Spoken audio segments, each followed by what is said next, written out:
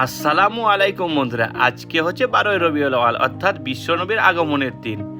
আজকে আমাদের গ্রামে খুব উৎসবের সঙ্গে এই দিনটি পালন করা হয়। তাই সকাল সকাল পৌঁছে গেলাম আমাদের মসজিদে।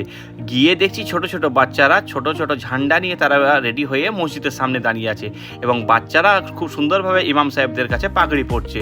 এরপর শুরু হয়ে গেল আমাদের গ্রামের জুলুস।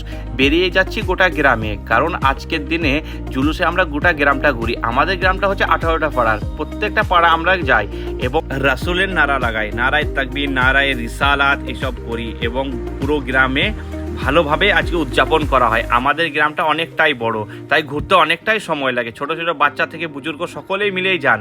আজকের দিনে আমাদের বিশ্বনবী দুনিয়ার বুকে এসেছিলেন। আজকের দিনটা খুব মহত্বপূর্ণ দিন। পাড়া ঘুরি এবং রাসূলি ঝন্ডা সবসময় ওপরে নিয়ে ঘুরি। এরপর চলে আসলাম আমাদের মসজিদে। আজকে আমাদের মসজিদে একটু রান্না বান্নার ব্যবস্থা হয় এবং ছোট ছোট বাচ্চাদেরকে খাওয়ানো হয়। এরপর হয়ে গেল ফাতেহা শুরু। আমাদের মসজিদের ইমাম সাহেব এবং সকলে মিলে বিশ্বনবীর প্রতি দরুদ ও সালাম পেশ করার পর, ফাতেহা দেওয়ার পর সকলে মিলে আমরা দোয়া করতে লাগলাম। দোয়া হয়ে যেতে না যেতেই তারপর সকল বাচ্চাগুলো বসে গেল মসজিদের ছাদে, গিয়ে তাদেরকে দিতে লাগলাম খাবার। খুব সুন্দরভাবে পরিবেশনটা হয়ে গেল এবং ছোট ছোট বাচ্চাদেরকে খাওয়ানো দাওয়ানো শুরু করে দিলাম। এরপর বিকেল না হতে হতে আমাদের শুরু হয়ে যাবে অনুষ্ঠান।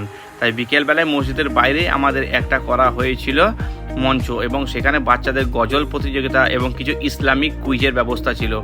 এইভাবে ছোট ছোট বাচ্চাদেরকে আমরা গজলের দিকে উৎসাহিত করি, কারণ তাদের একটা সাহস বাড়বে সেই রকম টাইপের, যে মসজিদে পড়াশোনা করুক, মক্তবে পড়াশোনা করুক। দেখুন কত সুন্দর লাগছে। আজকের দিনটা আমরা খুব সুন্দরভাবে উদযাপন করলাম।